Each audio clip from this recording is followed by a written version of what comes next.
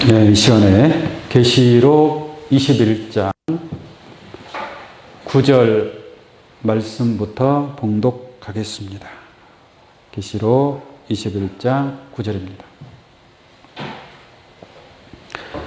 일곱 대접을 가지고 마지막 일곱 재앙을 담은 일곱 천사 중 하나가 나와서 내게 말하여 가로되 이리 오라.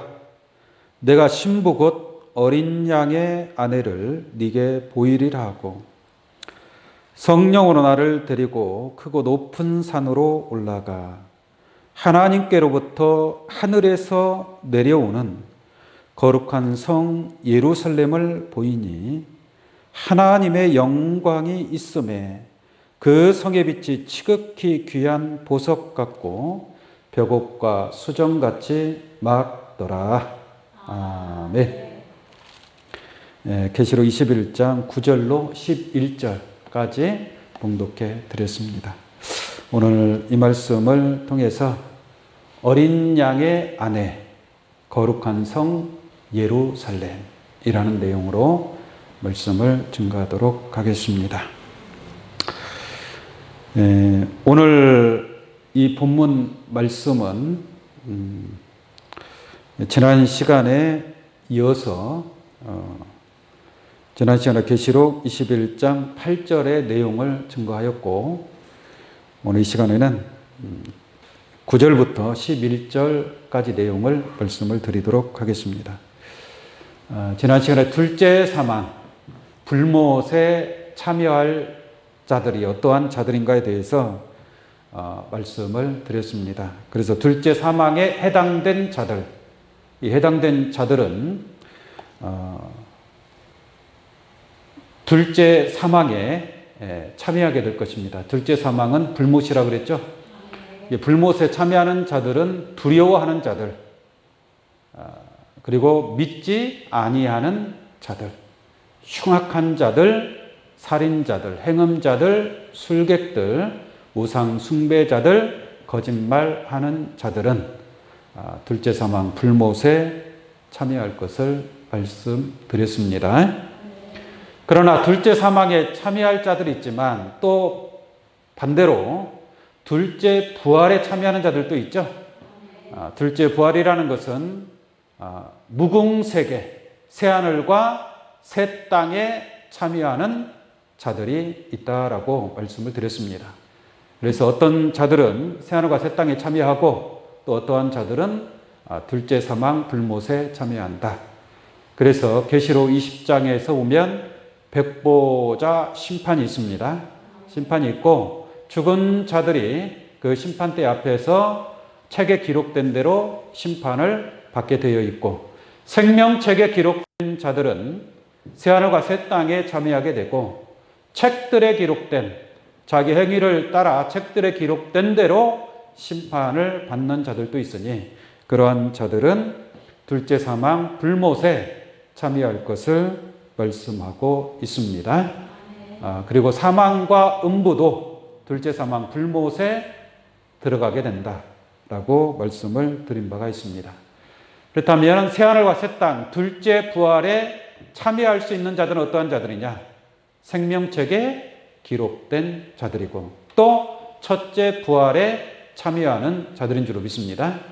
첫째 부활은 그리스도와 더불어 천년 동안 왕노릇하는 것이 첫째 부활이고 이 첫째 부활에 참여하는 자들은 둘째 사망의 해를 받지 않는다라고 했기 때문에 둘째 부활 새하늘과 새 땅에 역시 참여해서 하늘의 축복을 누리게 될 것인 줄로 믿습니다.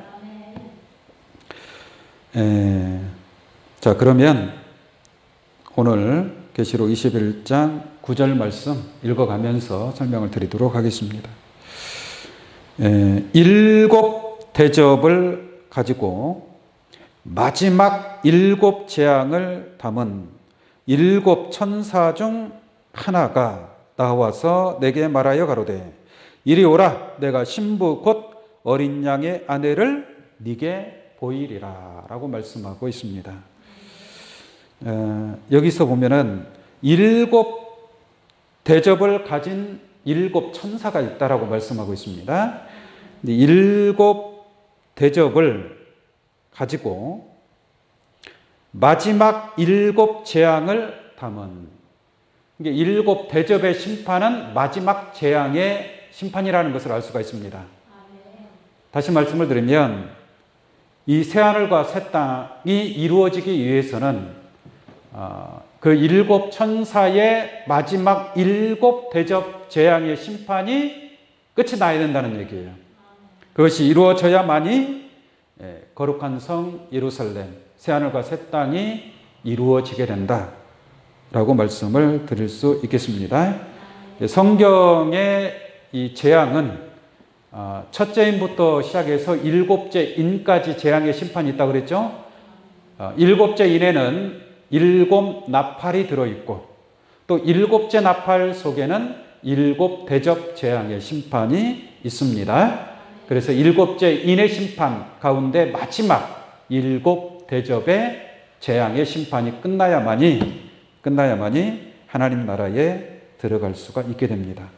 그 내용을 잠깐 한번 보도록 하겠습니다. 계시록 15장 1절 한번 볼게요. 계시록 15장 1절입니다. 또 하늘에 크고 이상한 다른 이적을 보매 일곱 천사가 일곱 재앙을 가졌으니 곧 마지막 재앙이라 라고 말씀하고 있죠. 그러니까 일곱 천사가 일곱 재앙을 가졌다. 그 일곱 재앙이 곧 마지막 재앙인 줄로 믿습니다. 재앙을 가져서 곧 마지막 재앙이라. 하나님의 진노가 이것으로 뭐예요? 마치리로다. 하나님의 그 진노의 심판이 일곱 천사의 마지막 일곱 재앙을 통해서 모든 심판이 끝이 난다라는 것을 알 수가 있습니다. 심판이, 이러한 재앙의 심판이 끝나기 전에는 천국에 들어갈 자가 있겠어요? 없겠어요? 없습니다. 하나님의 진노의 심판이 끝나지도 않았는데 누가 천국에 들어가고 누가 지옥에 불못에 들어갑니까? 그렇게 말하는 자들이 있다면 그러한 사람들은 성경을 바로 알지 못하는 자들이다 라고 말씀드릴 수 있겠습니다. 7절 한번 보겠습니다. 계시록 15장 7절입니다. 네 생물 중에 하나가 세세에 계신 하나님의 진노를 가득히 담은, 하나님의 진노를 뭐예요? 가득히 담았다 이 말이에요. 그 가득히 담은 금대접 일곱을 그 일곱 천사에게 주니, 그러니까 일곱 천사가 그 하나님의 진노를 가득히 담은 그 대접을 일곱 천사에게 주니라고 말한 것을 보니까 일곱 천사가 마지막 재앙의 심판을 행하는 것을 알 수가 있겠습니다. 그 다음 8절 볼게요. 하나님의 영광과 능력을 인하여 성전의 연기가 차게 되매 일곱 천사의 일곱 재앙이 마치기까지는, 이게 일곱 천사의 일곱 재앙, 마지막 재앙이라고 그랬죠? 이것이 마치기까지는 성전에 능히 들어갈 자가 있어요, 없어요? 없더라라고 말씀하고 있습니다. 그래서 일곱 천사의 마지막 재앙이 끝나야만이 성전에 들어갈 수 있는 그런 길이 열린다라는 것을 알 수가 있겠습니다.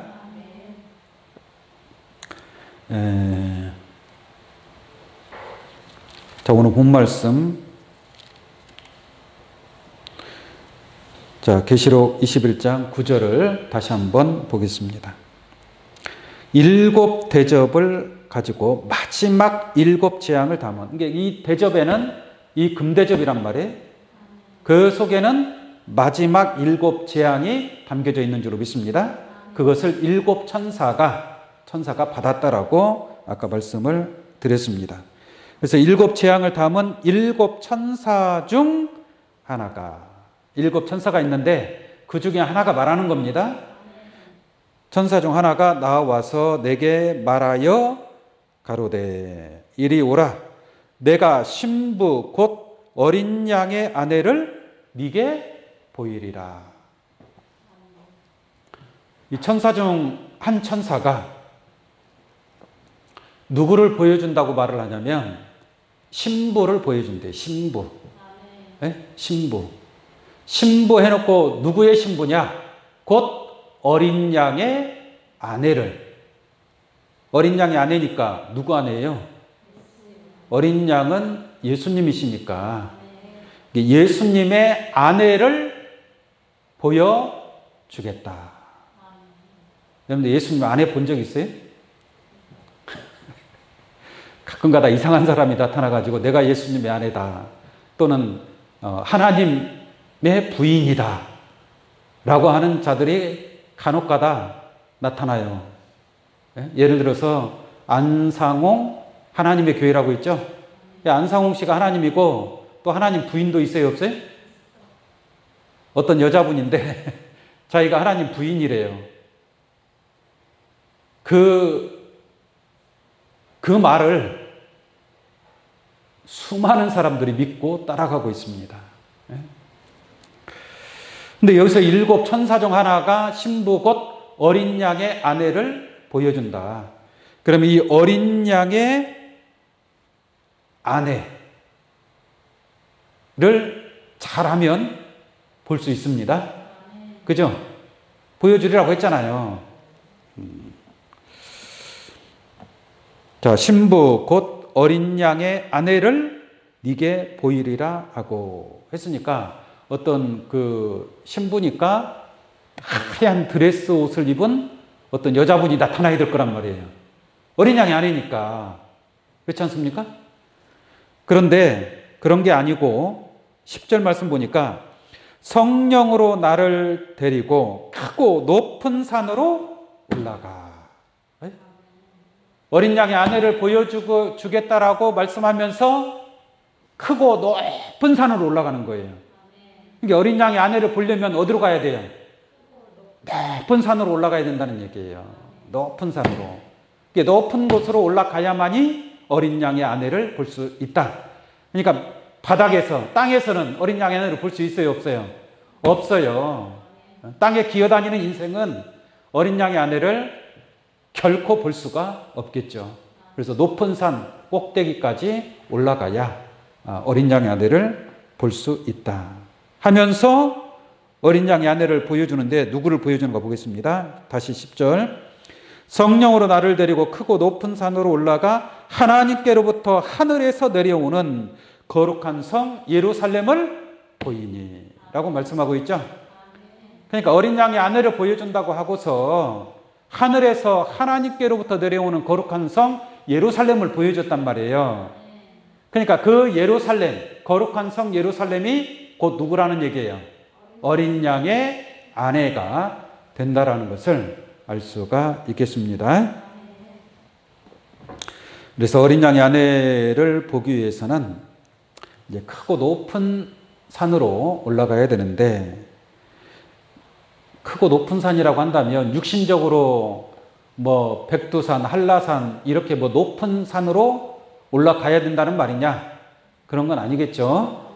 비유적으로 하시는 말씀이고 또 10절에 가서 보니까 성령으로 나를 데리고. 그러니까 이 높은 산을 올라갈 수 있는 것은 무엇으로 올라갈 수 있다는 얘기예요? 성령으로 많이 올라갈 수 있다는 얘기죠. 성령으로. 그러니까 영적인 산인 줄로 믿습니다. 육신적인 저 산이 아니라 영산이라는 얘기죠. 영산. 영적으로 높은 산에 올라간 자들이 어린 양의 아내, 거룩한 성 예루살렘을 보게 되는 그런 축복을 얻게 될 줄로 믿습니다. 그러면 이 산이 어떠한 산인가? 이 산이 어떠한 산인가? 한번 잠깐 보도록 하겠습니다. 이사야 2장을 한번 볼게요. 이사야 2장.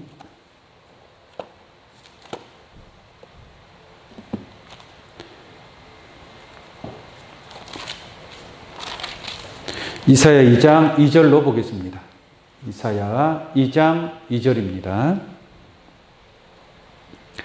말이래 여호와의 전의 산이 모든 산 꼭대기에 굳게 설 것이요.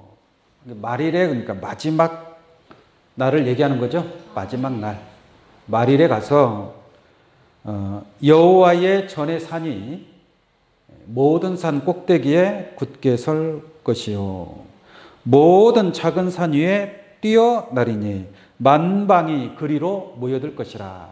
이게 모든 사람들이 이 높은 산을 향해서 동서남북에서 달려온다라는 말씀이 되겠습니다. 이게 높은 산 꼭대기로 모든 산, 이게 이 산이라는 것은 비유적으로 말하면 산이지만 실상적으로 말씀을 드리면 이 산에는 나무가 많죠. 그죠? 산에 많은 나무가 있지 않습니까? 성경에서 나무는 사람을 가리키고 있습니다. 나무는 사람을 가리키고 있기 때문에 많은 사람들이 모인 곳이 하나의 산이 되는 거예요. 많은 사람들이 모인 곳이 산이다.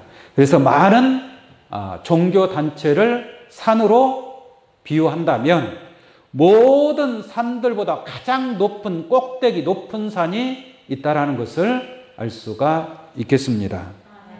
그래서 이 산이라는 것은 육신적인 산이 아니라 영적으로 차원이 높은 산, 하늘에 속한 거룩한 산이 있다라는 것을 말씀을 드리고 2절 보겠습니다. 많은 백성이 가며 이르기를 오라 우리가 여호와의 산에 오르며 야곱의 하나님의 전에 이르자. 이게 그 산은 야곱의 하나님이 역사하시는 그러한 종교단체다라고 말씀드립니다. 그가 그 도로 우리에게 가르치실 것이라. 우리가 그 길로 행하리라 하니 이는 율법이 시온에서부터 나올 것이요 여호와의 말씀이 예루살렘에서부터 나올 것임이니라. 그러니까 그 말일에 가장 높은 산에서 하나님의 말씀이, 여호와의 말씀이 나타날 것을 성경은 말씀하고 있는 줄로 믿습니다. 또 마태복음 17장 1절로 2절 말씀 보면 예수님께서 베드로, 야고보, 요한을 데리시고 높은 산에 올라가신 적이 있습니다.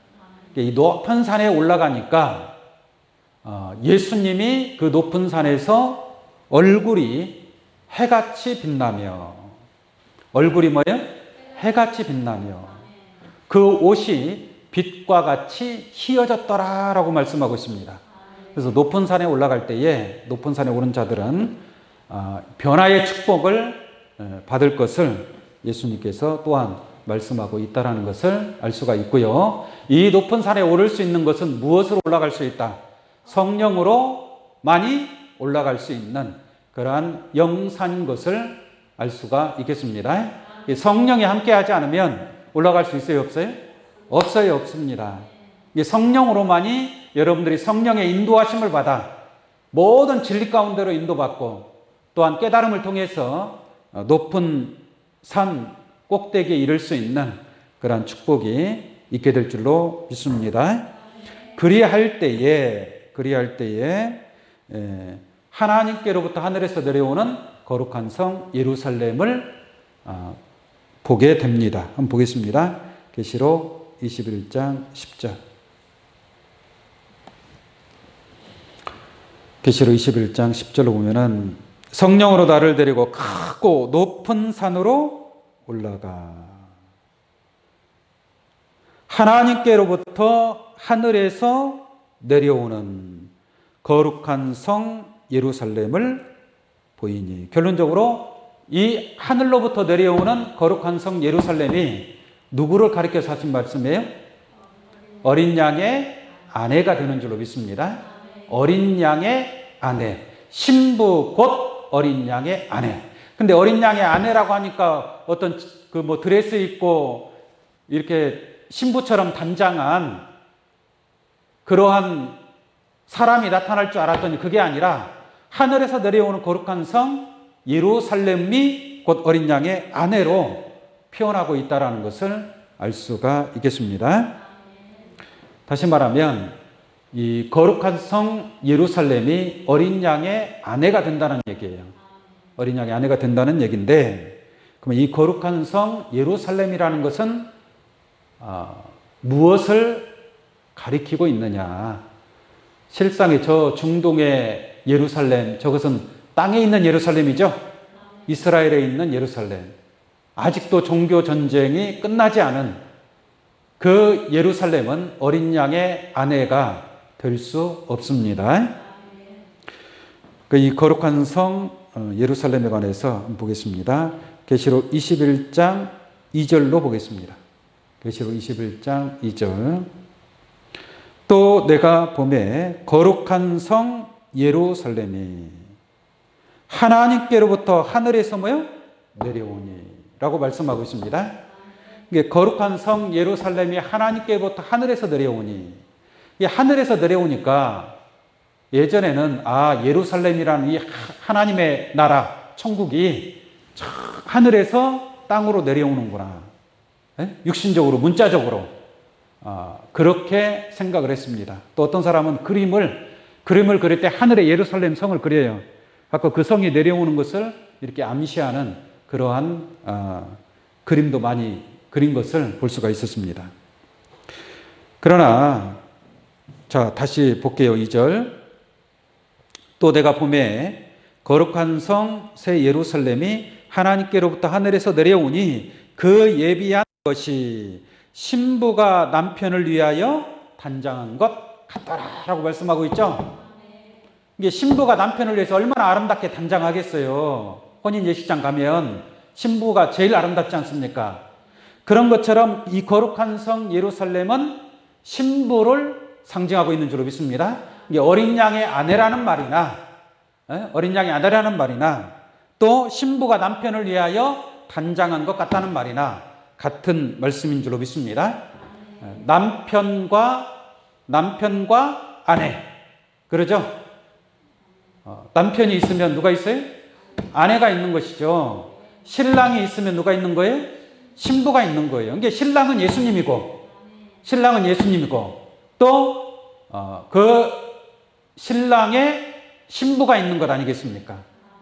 이게 신부가 있는데 그 신부를 어린 양의 아내라고 얘기한단 말이에요. 이게 신랑과 신부, 남편과 아내. 그래서 그 신부는 곧 하나님께로부터 하늘에서 내려오는 거룩한 성 예루살렘이 남편을 위하여 단장한 신부의 모습이다라는 것을 알 수가 있습니다. 신랑과 신부는 하나죠. 한 몸이잖아요. 한 몸. 그죠? 신랑과 신부가 있다라는 것은 또 누가 있다는 얘기예요? 자녀를 낳게 되는 거죠. 신랑 혼자서 자녀를 낳을 수 있어요? 없죠. 신랑과 신부가 함께 했을 때 자녀를 낳을 수 있는 겁니다. 낳을 수 있는 거예요. 근데 그 자녀는 누구를 통해서 나오느냐? 신부를 통해서 나오는 겁니다. 자녀들이, 이게 남편은 신부에게, 이게 신랑은 신부에게 씨를 주는 것이고, 신부는 씨를 받아서 자녀를 생산하는 거예요. 그래서 창세기의 섭리로 보자면 창세기 1장 27절 말씀에 하나님께서 하나님의 형상대로 사람을 창조하시되 남자와 여자를 창조하시고 라고 그러죠. 그러니까 남자와 여자를 창조하시고 그 다음 뭐예요? 생육하고 번성하고 충만하라라고 말씀하고 있지 않습니까? 그러니까 생육하는 역사가 있으려면 누가 있어야 돼요? 남자와 여자가 있어야 된단 말이에요. 그래야 남자를 통해서 씨를 받고 여자를 통해서 자녀가 나타나게 되는 줄로 믿습니다. 그런 것처럼 영적인 신랑과 신부, 곧 어린 양과 어린 양의 아내를 통해서 나오는 그 자녀들이 하나님의 자녀들이다 이 말이에요. 이 어린 양과 어린 양의 아내를 통하지 아니한 태어난 자들, 어린 양과 어린 양이 아닌 자들로 태어난 자들은 그들은 하나님의 자녀가 될 수가 없다 이 말이에요. 다시 말하면 하나님의 형상대로 지음을 받은 게 남자와 여자죠. 하나님의 형상대로 남자와 여자를 창조했으니까 남자와 여자는 누구 형상이에요? 하나님의 형상이죠. 그러니까 그 하나님의 형상이 된 남자와 여자를 통해서 생육하고 번성하고 충만하게 되는 자들도 결론적으로 누구의 형상으로 나오는 자들이에요? 하나님의 형상으로 나오는 자들이다. 고린도후서 4장 4절 말씀 보면은 그리스도는 누구의 형상이라 그래요? 하나님의 형상입니다. 하나님의 형상. 그래서 하나님의 형상으로 나온 분이 바로 예수 그리스도라는 거예요. 그래서 고린도후서 4장 6절에는 예수 그리스도의 얼굴에는 하나님의 영광을 아는 빛이 우리 마음에 비추셨느니라라고 한 줄로 믿습니다. 예수님이 하나님의 형상이니까 하나님의 영광을 아는 빛이 예수 그리스도를 통해서 우리 마음에 비춰지는 거예요. 할렐루야. 그래서 어린 양 예수 그리스도, 하나님의 형상대로 하나님의 속성으로 나온 예수 그리스도 어린 양이다라는 것을 알 수가 있는 줄로 믿습니다. 그러면 그 어린 양의 아내도 하나님의 형상대로 지음을 받은 신부 곧 어린 양의 아내다라고 말씀드릴 수 있고, 이 신랑과 신부를 통해서 나온 자녀들, 그 자녀들은 하늘에 속한 자죠.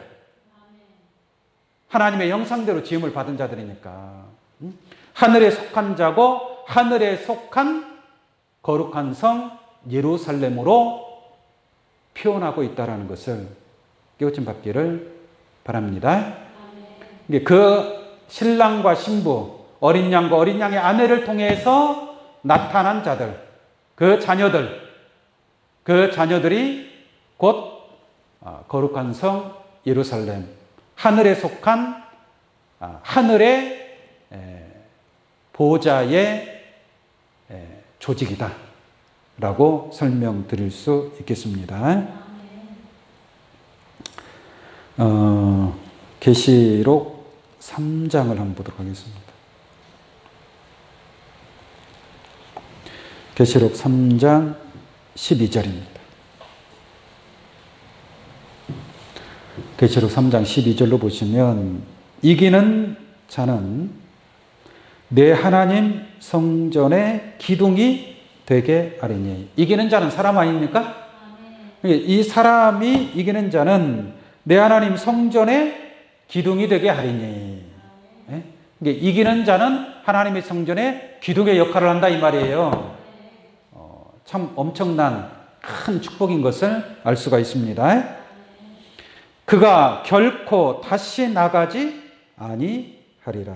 내가 하나님의 이름과, 이기는 자에게 하나님의 이름을 준다는 얘기입니다. 하나님의 이름과 하나님의 성. 누구의 성이요? 하나님의 성. 아까 계시록 21장에는 거룩한 성 그랬죠? 이 거룩한 성 예루살렘이 결론적으로 누구의 성이에요? 하나님의 성이다. 하나님의 성, 거룩한 성. 하나님의 성 곧 하늘에서 내 하나님께로부터 내려오는 새 예루살렘의 이름과 라고 말씀하고 있습니다. 이름과 나의 새 이름을 그 위에 기록하리라. 그러니까 이기는 자는 하나님의 이름도 있고 또 예수의 새 이름도 있는데, 거기다가 하나님의 성 곧 하늘에서 내 하나님께로부터 내려오는 새 예루살렘의 이름이 있는 줄로 믿습니다. 그러니까 이기는 자에게 새 예루살렘의 이름이 있단 말이에요. 그러면 이 이기는 자는 하나님의 성 곧 하늘에서 내 하나님께로부터 내려오는 새 예루살렘의 이름이 있으니까 이 이기는 자는 새 예루살렘, 하늘의 예루살렘에 속한 자라는 것을 말씀드릴 수 있겠습니다. 여러분들의 이름은 어디에 있어요? 육신적으로. 여러분들의 그 주민센터에 가면 여러분들의 이름이 다 등록이 되어 있죠. 그러니까 여러분들의 이름은 군산시에 있는 거예요. 그래서 군산시민이라고 하는 거예요. 할렐루야. 이름이, 여러분들의 이름이 군산시에 있는 거예요. 군산시에. 육신적으로 보자면 그렇다라는 얘기예요. 그래, 군산시에 있으니까 군산시에서 주는 혜택을 이 군산시에 이름이 있는 자들만이 받을 수 있는 거예요. 그런 것처럼 이기는 자는 예루살렘에 이름이 있다라고 그랬죠. 그러니까 예루살렘의 축복을 다 받을 수 있다는 얘기, 없다는 얘기예요? 있다는 얘기예요. 이기는 자는 하나님께로부터 하늘에서 내려오는 거룩한 성 새 예루살렘에 이름이 있으니까 그 거룩한 성 예루살렘의 그 모든 은혜와 축복을 다 받게 된다라는 것을 알 수가 있는 줄로 믿습니다.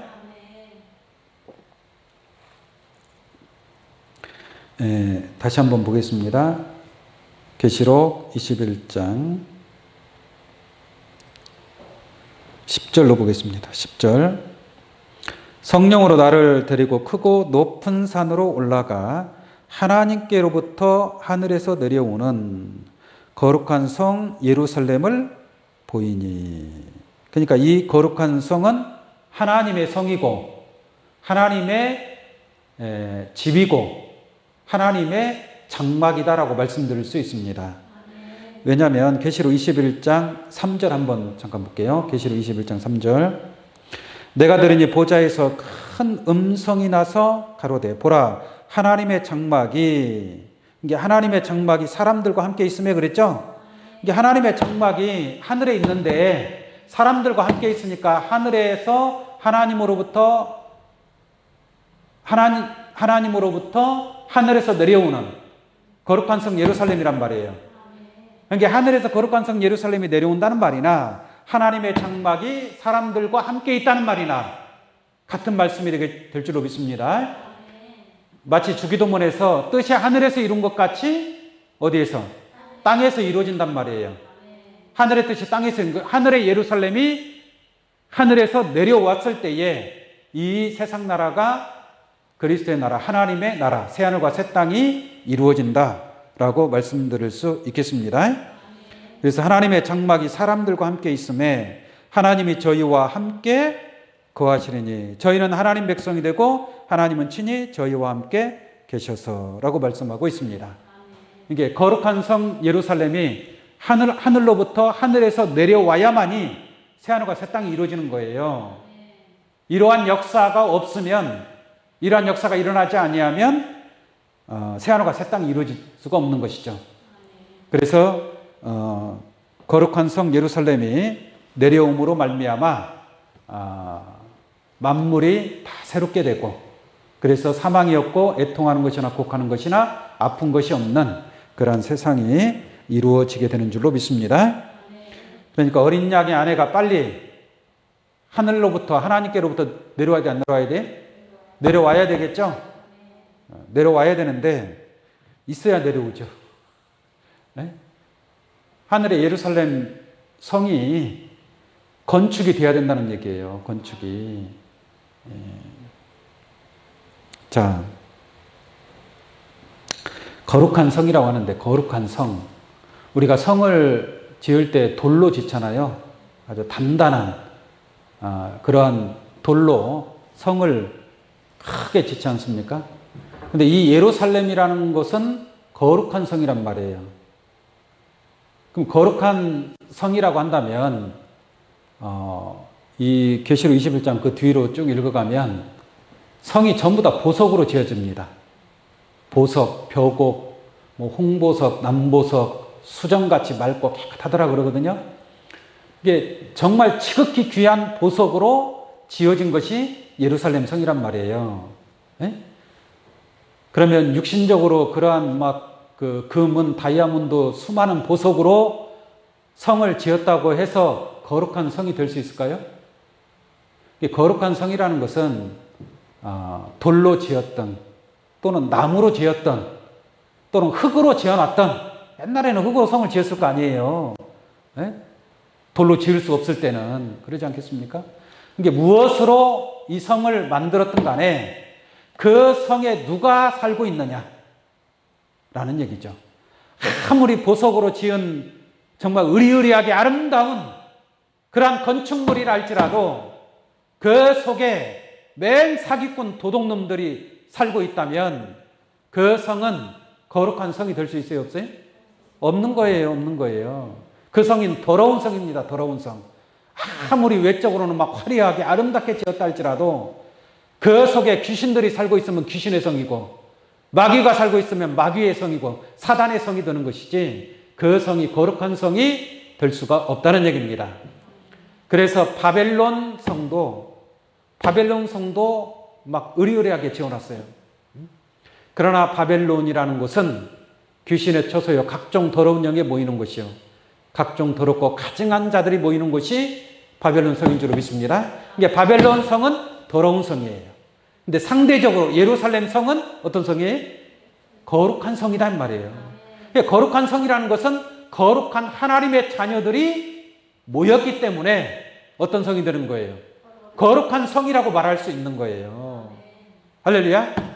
거룩한 성 예루살렘 어린 양의 아내, 신부 곧 어린 양의 아내라는 것은 어린 양과 어린 양의 아내를 통해서 나타난 하나님의 자녀들, 그들이 바로 사랑 가운데 처음 익은 열매들이다 이 말이에요. 할렐루야. 여자로 더불어 더럽히지 아니한 깨끗한 자들인 줄로 믿습니다. 그 입에 거짓말이 없고 흠이 없는 존귀한 자들인 줄로 믿습니다. 그러한 자들로 조직된 하나님 나라의 보좌의 그러한 사명으로 조직된 자들을 가리켜서 하늘에 속한 거룩한 성 예루살렘이다라고 말씀드릴 수 있는 줄로 믿습니다. 그러니까 이 거룩한 성을 이루는 자들은 땅에 속한 자예요, 하늘에 속한 자들이에요? 하늘에 속한 자들이에요, 하늘에 속한 자들. 땅에 속한 자들이 아닙니다. 예수님은 하늘에 속한 자예요, 땅에 속한 자예요? 하늘에 속한 자예요. 근데 예수님은 저 하늘에 있는 겁니까? 예수님이 땅에서 3년 동안 복음을 전파했어요. 복음을 전파했지만 예수님은 비록 육체는 땅에 있지만 그 영은 하늘에 속한 자의 영이고 하늘에 속한 자의 말씀이고 하나님의 말씀을 증거하는 자였기 때문에 예수님은 하늘에 속한 자라 이 말이에요. 예수님은 누구로부터 왔어요? 하늘로부터 왔습니다. 하나님께로부터 하늘에서 내려온 자예요. 그렇다고 해서 저 공중 하늘에서 내려왔습니까? 아니죠. 이게 하늘이라고 하니까 저 육신적인 공중, 하늘을 가리켜서 하신 말씀이 아니다 이 말이에요. 하늘에 올라가는 것도 저 공중 하늘을 가리켜서 하신 말씀이 아니라는 것을 깨우침 받기를 바랍니다. 우리의 시민권은 어디에 있어요? 하늘에 있죠. 근데 여러분들 육체가 어디가 있어요? 땅에 있잖아요. 무슨 시민권, 우리의 시민권이 하늘에 있습니까? 하늘의 시민권을 받으려면 어디로 가야 돼요? 하늘로 가야 하늘의 시민권을 받는 거 아니겠습니까? 미국의 시민권 받으려면 미국으로 가야 되고, 영국의 시민권을 받으려면 영국으로 가야 되고, 하늘의 시민권을 받으려면 하늘로 가야 된단 말이에요. 땅에 있는 사람이 무슨 하늘의 시민권을 가지기를. 근데 예수님은 그래요. 나는 하늘에 속하였고 너희는 이 세상에 속하였고, 나는 위에 속하였고 너희는 땅에 속했다라고 말하고 있지 않습니까? 그와 같은 말씀을 통해서 볼 때에 예수님은 하나님으로부터 내려온 자예요. 하나님으로부터 하나님의 뜻, 하나님의 말씀, 하나님으로부터 보고 들은 것을 다 가지고 하나님의 말씀의 대연자로 오신 줄로 믿습니다. 그러니까 하나님이 보내서 왔단 말이에요. 이게 하늘에서 내려왔어요? 땅에서 나왔어요? 하늘에서 내려왔다면 하늘의 말씀을 가지고 왔다는 얘기예요. 그게 하늘에서 내려온 거예요. 할렐루야. 이게 마지막 때 이 거룩한 성 예루살렘에 속한 자들도 하늘에 속한 자들인 줄로 믿습니다. 하늘에 속한 자들이란 말이에요. 하늘에 속한 자들. 계시록 22장 하나 보겠습니다. 계시록 22장 19절 한번 보겠습니다. 계시록 22장 19절. 만일 누구든지 이 책의 예언의 말씀에서 제하여 버리면, 예언의 말씀, 이 말씀에서 제한다는 빼버린다는 얘기잖아요. 뺀다라는 것은 뭐예요? 모른다는 얘기입니다. 이게 예언의 말씀을 제하고 빼버리고 모르면 이 말이에요. 모르면 제하여 버리면 하나님이 이 책에 기록된 생명나무와 거룩한 성에 어디에? 거룩한 성에 참여함을 뭐한다? 제하여 버린다 이 말이에요. 그러니까 거룩한 성에 참여하는 자들은 누구예요? 예언의 말씀을 제하지 아니하는 자라니까요. 그러니까 아니하는 자가 거룩한 성에 참여할 수 있단 말이에요. 예언의 말씀을 모르는 자들은 거룩한 성에 참여할 수 있다 없다? 없다. 아까 말씀드렸죠. 이기는 자는 하나님의 성, 새 예루살렘에 이름이 있는 줄로 믿습니다. 그러니까 이기는 자는 예루살렘 성에 참여하지만 예언의 말씀을 제하는 자는 거룩한 성에 참여할 수가 없다라는 것을 분명하게 말씀을 드리는 줄로 믿습니다. 그래서 요한복음 17장 10절에도 저희를 진리로 거룩하게 하옵소서. 아버지의 말씀은 진리니이다. 그러니까 진리가 없는 자는 거룩한 성에 참여할 수 있어요, 없어요?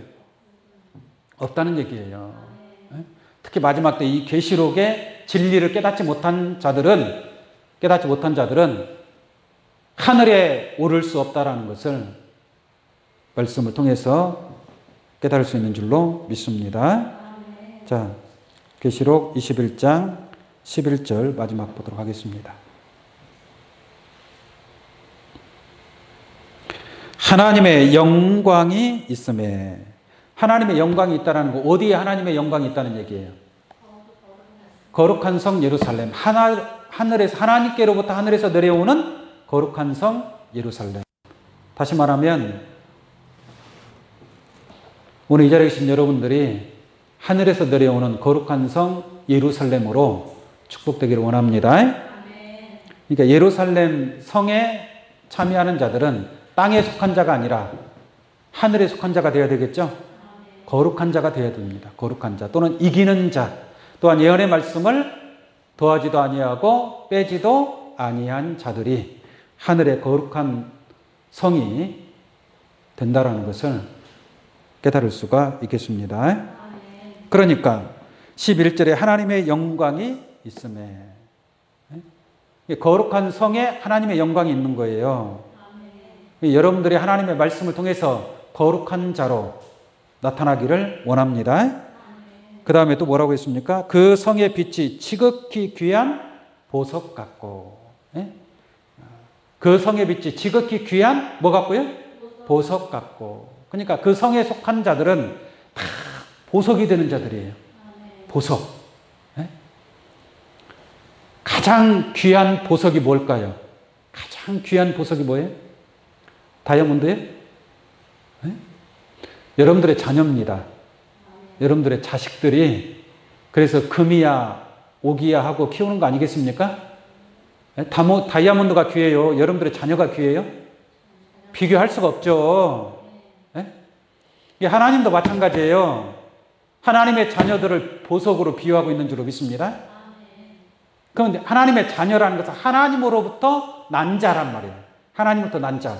그 하나님으로부터 난 자가 누구예요?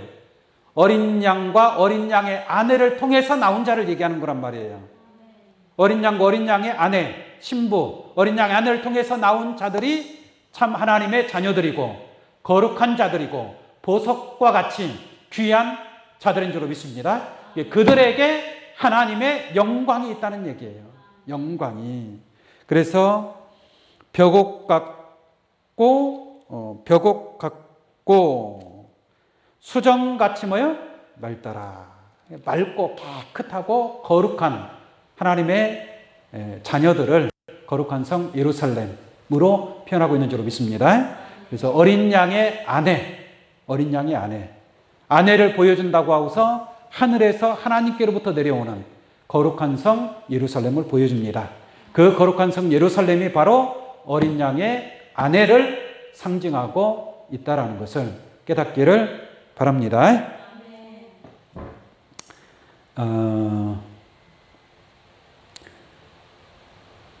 우리 요한복음 1장 하나만 보도록 하겠습니다. 요한복음 1장